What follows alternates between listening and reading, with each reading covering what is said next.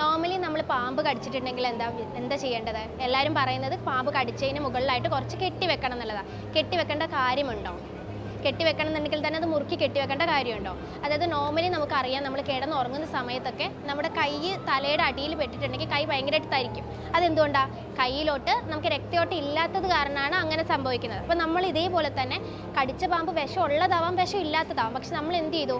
നമ്മളത് കെട്ടിവെച്ചു. കെട്ടിവെക്കുമ്പോൾ എന്താ സംഭവിക്കുന്നത്? ആ ഭാഗത്തേക്കുള്ള ബ്ലഡ് ഫ്ലോ, അതേപോലെ തന്നെ ഓക്സിജൻ സർക്കുലേഷൻ ഒക്കെ നമ്മൾ എന്ത് ചെയ്തു? സ്റ്റോപ്പ് ചെയ്തു. അങ്ങനെ മെല്ലെ മെല്ലെ എന്ത് സംഭവിക്കും? ആ കൈ മെല്ലെ മെല്ലെ പ്രവർത്തനരഹിതമാവും. ഇനിയിപ്പോൾ വിഷമുള്ള പാമ്പാണെന്ന് തന്നെ ഇരിക്കട്ടെ, വിഷമുള്ള പാമ്പാണ്, നമ്മളത് കയ്യോ കാലോ കടിച്ചെടുത്ത് നമ്മൾ കെട്ടിവെച്ചു. അത് നമ്മൾ ഹോസ്പിറ്റലിൽ എത്തുന്നത് ഡോക്ടേഴ്സ് ആണെങ്കിലും ED ഫിസിഷ്യൻ ആണെങ്കിലും അവരെന്താ ചെയ്യുക? ആദ്യം ആ കെട്ടങ്ങോട്ട് അഴിക്കുക. അപ്പോൾ ഇത്രയും നേരം കെട്ടി നിന്ന വിഷം എന്തായി? പെട്ടെന്ന് നമ്മുടെ ബ്ലഡിലോട്ട് റിലീസ് ആവുകയാണ് ചെയ്യുന്നത്. അതുകൊണ്ട് പാമ്പ് കടിച്ചിട്ടുണ്ടെങ്കിൽ ഒരു കാരണവശാലും മുറുക്കി കെട്ടിവെക്കരുത്. നിങ്ങൾക്ക് കെട്ടാം, ഒരു 2 വിരൽ ഇടാനുള്ള ഗ്യാപ്പിൽ കെട്ടാം. അല്ലെങ്കിൽ എന്താ ചെയ്യുക? നമ്മൾ ഈ സ്പ്ലിൻറ്റിൽ ഫ്രാക്ചറൊക്കെ വരുന്ന സമയത്ത് നമ്മൾ സ്പ്ലിൻറ്റ് കെട്ടുന്നത് പോലെ ഒരു കമ്പോ അല്ലെങ്കിൽ ഒരു പലക, ഒരു സ്കെയിൽ പോലുള്ള രീതിയിൽ വെച്ചിട്ട് കെട്ടാം. അതെന്തിനാന്ന് ചോദിച്ചാൽ ആ ഭാഗം അനങ്ങാതിരിക്കാനുള്ള, അല്ലാതെ ബ്ലഡ് സർക്കുലേഷൻ ഒന്നും ചെയ്യാതിരിക്കും.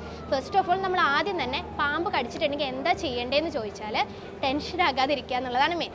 ഓട്ടോമാറ്റിക്കലി ടെൻഷൻ ആകും. എന്നാലും നമുക്ക് അവരോട് പറയാം, നിങ്ങളെ കടിച്ചത് എന്തോ നീർക്കോലി എന്തൊക്കെയാണ്, അപ്പോൾ ടെൻഷൻ ആവേണ്ട കാര്യമില്ല എന്ന് നമുക്ക് അവരോട് പറയാം. കാര്യം ടെൻഷൻ ആവുന്ന സമയത്ത് നമ്മുടെ ഹാർട്ട് കൂടുതൽ പണിയെടുക്കും, ആ ബ്ലഡ് എല്ലാ ഭാഗത്തേക്കും എത്തിക്കും. അപ്പോൾ അതുകൊണ്ട് തന്നെ അവരെ പരമാവധി ശാന്തമാക്കി വെക്കാൻ നോക്കുക. പിന്നെ എത്രയും പെട്ടെന്ന് ആശുപത്രിയിൽ എത്തിക്കാൻ പറ്റുമോ അത്രയും പെട്ടെന്ന് എത്തുക.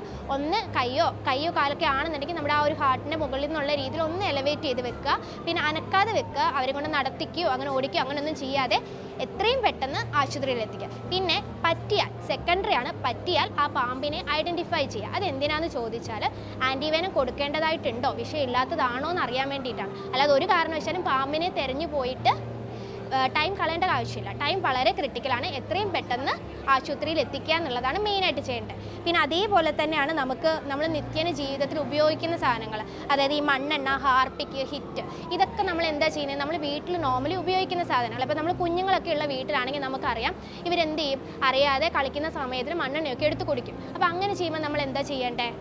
ഇപ്പോൾ നമുക്ക് പൊതുവേ എല്ലാവരും പറയുന്നതാണ് വായിൽ കൈയിട്ട് ഛർദ്ദിപ്പിക്കുക, അല്ലെങ്കിൽ വെള്ളം കുടിച്ച് ഡൈല്യൂട്ട് ആക്കുക എന്നൊക്കെ. ഒരു കാരണവശാലും ഇതൊന്നും ചെയ്യാതിരിക്കുക. അതെന്താണെന്ന് ചോദിച്ചാൽ നമ്മൾ ഈ ഛർദ്ദിപ്പിക്കുന്നതൊക്കെ സമയത്ത് ഈ പോയിട്ടുള്ള മണ്ണെണ്ണയൊക്കെ ചിലപ്പോൾ വളരെ ചെറിയ അംശമായിരിക്കും. ഇത് തിരിച്ച് വന്നിട്ട് എന്താ ചെയ്യുന്നത്? ശ്വാസകോശത്തിലോട്ട് കയറുക ചെയ്യുന്നത്. ഇത് ശ്വാസകോശത്തിലോട്ട് കയറി കഴിഞ്ഞാൽ അത് ഓക്സിജനുമായിട്ട് ചേർന്ന് അത് എല്ലാ ഭാഗത്തേക്കും എത്തും. പിന്നെ നമുക്ക് എന്താ ചെയ്യുക? ഒന്നും ചെയ്യാൻ പറ്റില്ല. അതായത് കെമിക്കൽ ന്യൂമോണൈറ്റിസ് എന്ന് പറഞ്ഞൊരു കണ്ടീഷനാണ് വരുന്നത്. അതുകൊണ്ട് തന്നെ ഒരു കാരണവശാലും മണ്ണെണ്ണയോ അല്ലെങ്കിൽ എന്തെങ്കിലും കെമിക്കൽ, നമുക്കറിയില്ല, ആസിഡ് ആവാം, പല കാര്യങ്ങളാവാം. അപ്പോൾ അങ്ങനെയുള്ള കാര്യങ്ങളൊന്നും കുടിച്ചിട്ടുണ്ടെങ്കിൽ ഒരു കാരണവശാലും എന്ത് ചെയ്യരുത്?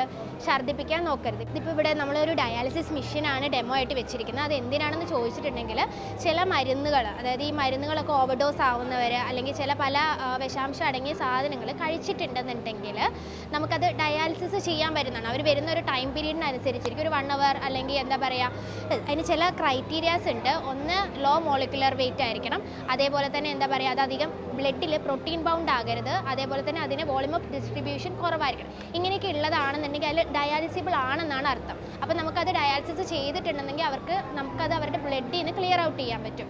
അത് വൺ ഓഫ് ദ എന്താ പറയുക ടോക്സിൻ റിമൂവ് ചെയ്യാൻ ഉപയോഗിക്കുന്ന ഒരു എക്സ്ട്രാ കോർപ്പോറിയൽ മെത്തേഡാണ്. പിന്നെ അതേപോലെ തന്നെ നമുക്ക് പ്ലാസ്മ എക്സ്ചേഞ്ച്, അങ്ങനെ വളരെ വേറെ ആയിട്ടുള്ള എക്സ്ട്രാ കോർപ്പോറിയൽ മെത്തേഡ്സ് കാര്യങ്ങൾ അവൈലബിൾ ആണ്. ഇപ്പം നമുക്ക് കൂടുതൽ വരുന്ന ഒരു വാർത്തയാണ്, അല്ലെങ്കിൽ കൂടുതൽ വരുന്ന ഒരു കാര്യമാണ് തേനീച്ച കുത്തി വന്നു അല്ലെങ്കിൽ കടന്നൽ കുത്തി വന്നു എന്നുള്ളത്. ഇപ്പം നമുക്ക് തന്നെ ഇക്രയിൽ നമുക്ക് ഒത്തിരി കേസുകൾ കടന്നൽ കുത്തിയിട്ട് എന്താ പറയുക ആഴ്ചയിൽ 1 or 2 എന്നുള്ള രീതിയിൽ തന്നെ വരുന്നുണ്ട്. അപ്പോൾ നമുക്ക് അങ്ങനെയുള്ള സമയങ്ങളിൽ ഇപ്പോൾ നമ്മൾ ഒറ്റപ്പെട്ടിരിക്കുകയാണ് അല്ലെങ്കിൽ നമുക്ക് വീട്ടിലാണ്, നമുക്ക് എന്ത് ചെയ്യാമെന്നുള്ളത്. ഇപ്പോൾ 1 or 2 കടന്നൽ അല്ലെങ്കിൽ തേനീച്ചയൊക്കെ കുത്തിയിട്ടുണ്ടെന്നുണ്ടെങ്കിൽ നമുക്ക് ചെയ്യാൻ പറ്റുന്നത് അവിടെ ആ ഒരു സ്റ്റിങ്ങർ ഉണ്ടായിരിക്കും. മിക്കവാറും തേനീച്ചയിലാണ് ആ സ്റ്റിങ്ങർ ഉണ്ടാവാറ്. കടന്നൽ കുത്തിയിട്ടുണ്ടെന്നുണ്ടെങ്കിൽ ആ ഒരു സ്റ്റിങ്ങർ എന്ന് പറയുക, ആ ഒരു മുള്ള്, അതിൻ്റെ ആ ഒരു കൊമ്പ്, ആ ഒരു ഇതിൽ പറയുന്നത്. അപ്പോൾ അത് റിമൂവ് ചെയ്യുക എന്നുള്ളതാണ് നമ്മൾ ആദ്യം ചെയ്യേണ്ട കാര്യം. അതവിടെ ഇരിക്കാതെ അത് റിമൂവ് ചെയ്യുക. അതിനുശേഷം നമുക്ക് വേണമെങ്കിൽ എന്താ പറയുക, അവിടെ ഒരു സ്വെല്ലിങ്ങിൽ ഐസ് പാക്കോ അങ്ങനത്തെ കാര്യങ്ങളൊക്കെ നമുക്ക് അപ്ലൈ ചെയ്യാം. പിന്നെ നമുക്ക് ഒത്തിരി ശ്വാസമുട്ടലുണ്ട്, അല്ലെങ്കിൽ നമുക്ക് എന്താ പറയുക പൊതുവേ ഛർദി വരിക, തലവേദന വരിക, അങ്ങനെയൊക്കെ ഉണ്ടെന്നുണ്ടെങ്കിൽ ആശുപത്രിയിൽ വരിക. പക്ഷേ ഫസ്റ്റ് എയ്ഡ് എന്നുള്ള രീതിയിൽ നമ്മൾ ചെയ്യേണ്ടത് അവിടെ കട്ട് ചെയ്യുക, അങ്ങനത്തെ കാര്യങ്ങളൊന്നും ചെയ്യാതെ നമ്മൾ എത്രയും പെട്ടെന്ന് അവിടുത്തെ ഉള്ള ഒരു സ്റ്റിങ്ങർ റിമൂവ് ചെയ്യുക. ലോക്കലായിട്ടുള്ള വല്ല കെലാമിൻ ലോഷനോ അല്ലെങ്കിൽ വല്ല സ്റ്റീറോയിഡോ അങ്ങനെ എന്തെങ്കിലും അവൈലബിൾ ആയിട്ടുണ്ടെങ്കിൽ നമുക്ക് അപ്ലൈ ചെയ്യാം. എന്നിട്ടും അത് മാറുന്നില്ല, സ്വെല്ലിങ് കൂടുന്നുണ്ട്, നമുക്ക് വളരെ രീതിയിൽ എന്താ പറയുക ശാരീരികമായിട്ട് എന്തെങ്കിലും ബുദ്ധിമുട്ടുകളുണ്ട്, അങ്ങനെയൊക്കെ വരുന്നുണ്ടെങ്കിൽ ഉടനടി ആശുപത്രിയിൽ എത്തിക്കുക. എമർജൻസി കെയർ അതൊരു തരം അനഫൈലാറ്റിക് ഷോക്കാണ് ഉണ്ടാക്കുക. അത് ഒന്നിൽ കൂടുതൽ കടന്നലുകൾ അല്ലെങ്കിൽ ഒന്നിൽ കൂടുതൽ ഹണീബി കുത്തുമ്പോഴാണ് ആ ഒരു പ്രക്രിയ വരുന്നത്. അപ്പോൾ അത് എത്രയും പെട്ടെന്ന് വൈദ്യസഹായം തേടുക എന്നുള്ളതാണ് നമ്മൾ ചെയ്യേണ്ടത്.